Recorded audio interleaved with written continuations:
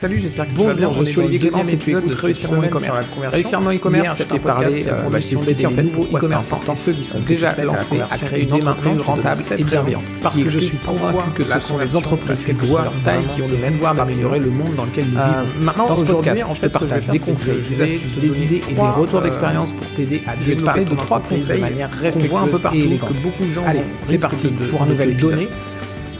Et qui sont finalement des mauvais conseils pour améliorer ta conversion. Qui vont à coup sûr te faire perdre du temps, et il y a de grandes chances en plus qu'ils t'emmènent directement dans le mur et qu'ils pourrissent ta conversion plutôt que de l'améliorer. Donc je vais tout de suite enchaîner avec ce premier conseil qui est, c'est une phrase que j'entends beaucoup en fait, qu'on me dit mon site il est pas beau, faut que je fasse une refonte complète. Alors il y a 2 raisons pour lesquelles ce conseil est assez mauvais en fait, et cette idée est assez mauvaise. La première raison, c'est que le beau, ça ne convertit pas. Il n'y a aucune règle qui le dit, il n'y a aucune étude qui confirme que le beau, ça convertit mieux que ce qui n'est pas beau, ce qui est moche. Ce qui convertit réellement, c'est un site fonctionnel.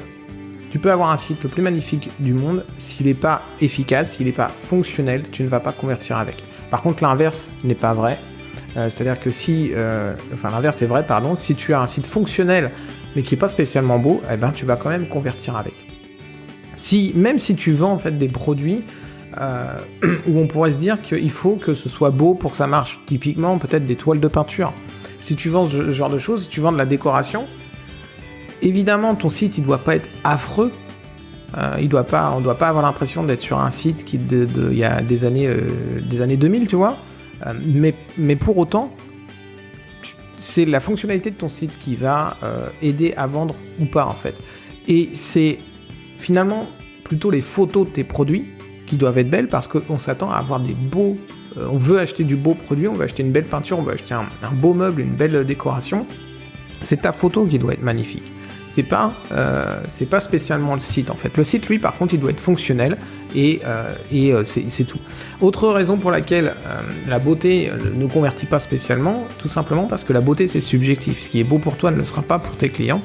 Et si tu fais un site beau pour toi, il ne sera pas forcément beau pour tout le monde.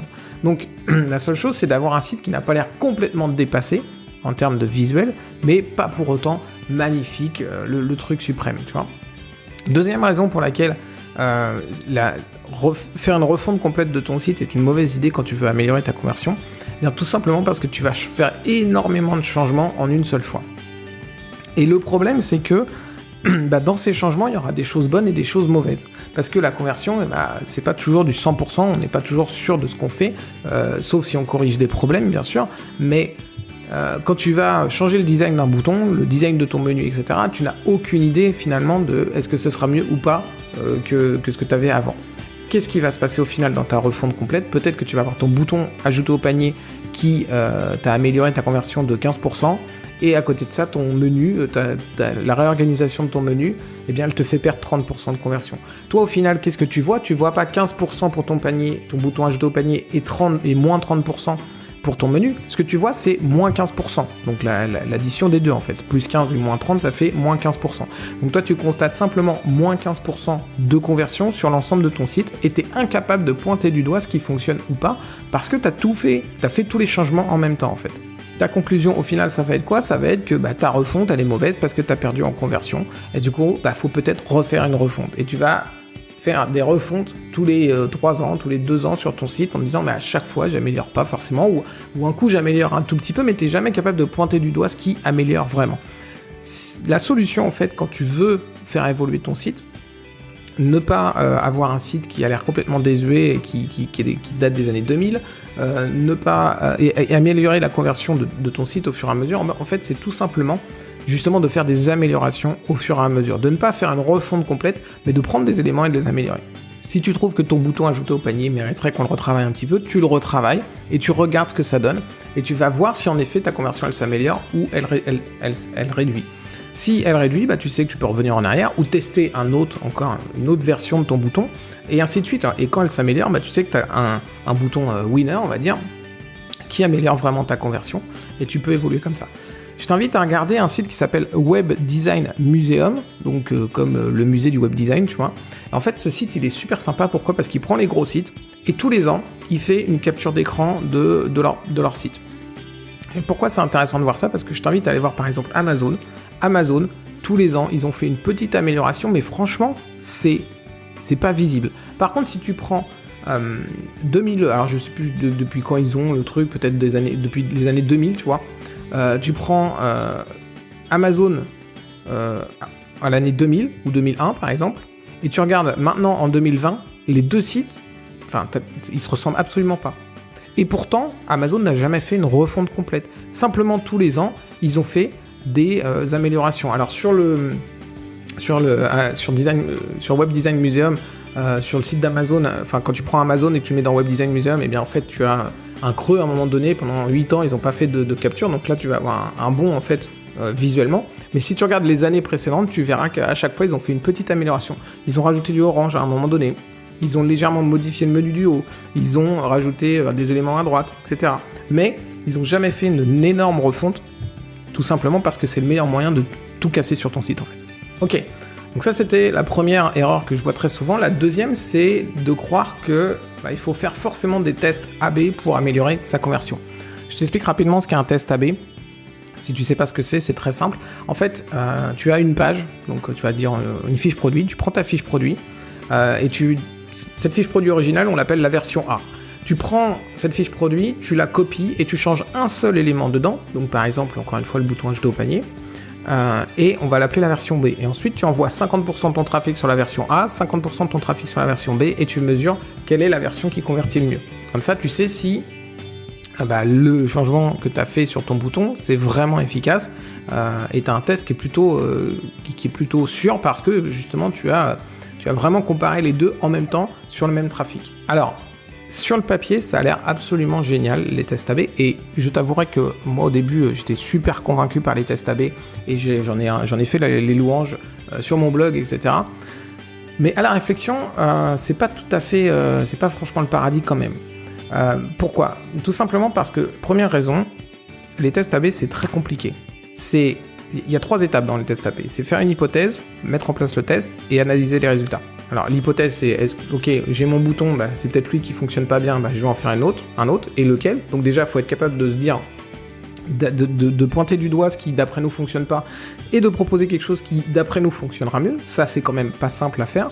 Ensuite, la mise en place technique, elle est compliquée. C'est vraiment pas toujours simple de mettre en place ça. Et ensuite, l'analyse des résultats, c'est tout aussi compliqué, voire plus que les 2 autres étapes. Pourquoi ? Tout simplement parce que si tu veux avoir des résultats absolument nickel, eh bien, il faut que tu sois sûr et certain qu'on est exactement dans le même environnement. Et c'est-à-dire que tu n'as rien d'extérieur qui est venu perturber ton test. Un événement dans l'actualité, un événement dans ta source de trafic, tu vois, qui a modifié, etc., etc. Donc, ça demande d'être extrêmement précis sur l'acquisition, sur le trafic, sur tout ce qui se passe autour, pour être sûr de bien analyser tes résultats. Deuxième raison, et c'est finalement la complexité, on pourrait réussir peut-être à y passer du temps et à y arriver, tu vois, mais la deuxième raison qui fait que tu pourras de toute façon pas utiliser les tests AB, c'est un problème de trafic. Pourquoi ? Parce que, tiens, je vais te donner un chiffre qui vient d'un bouquin. J'ai oublié le nom du bouquin, mais c'est pas grave. C'est le bouquin de Joris Bryan, c'est un spécialiste en fait de la conversion. Il a créé une agence américaine qui s'appelle Dexter et qui est spécialisée dans la conversion. Et en fait, il explique que en dessous de 1000 commandes par jour sur ton site, ça ne sert à rien de faire des tests AB. C'est une perte de temps. Qu'est-ce qui se passe si tu n'as pas assez de commandes par jour sur ton site, ou si tu n'as pas assez de trafic sur ton site ? Eh bien, les données que tu vas récolter, elles ne vont pas être suffisantes et tu ne pourras pas avoir des résultats, tu ne pourras pas analyser tes résultats. Il y a 2 choses qui peuvent se passer si tu fais ça si tu fais des tests AB sans le trafic qui va avec. Eh bien, soit tu vas être impatient d'avoir tes résultats et du coup, tu ne vas pas collecter assez de données.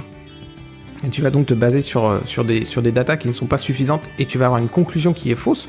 Donc tu vas te dire, ok, ce bouton améliore ma conversion, la version B de ce bouton améliore ma conversion, hop, on la met définitivement. Sauf que un comportement qui est très classique dans les tests A/B, c'est qu'au début, ta nouvelle version, elle améliore vraiment ta conversion, et ensuite, lentement, elle redescend, et elle repasse en dessous de l'autre. Donc dans le temps, finalement, elle est moins bonne que la version A, sauf que au début, il y a souvent un pic de conversion qui apparaît. Pourquoi tu as ce pic de conversion ? Tout simplement parce que tu as des utilisateurs qui sont habitués à venir sur ton site, qui voient un bouton différent et qui, du coup, ça va attirer l'œil, ça va leur faire modifier leur comportement habituel, mais rapidement, ça va se tasser et toi, tu vas avoir ton bouton qui va convertir moins. Mais si tu n'as pas assez de data et que tu n'es pas assez patient pour avoir toutes ces données, eh bien, tu vas juste prendre ta décision quand tu vas avoir le pic de départ, en fait. Et malheureusement, c'est une mauvaise idée parce que ton bouton, sur le long terme, il convertit moins que ton bouton d'avant.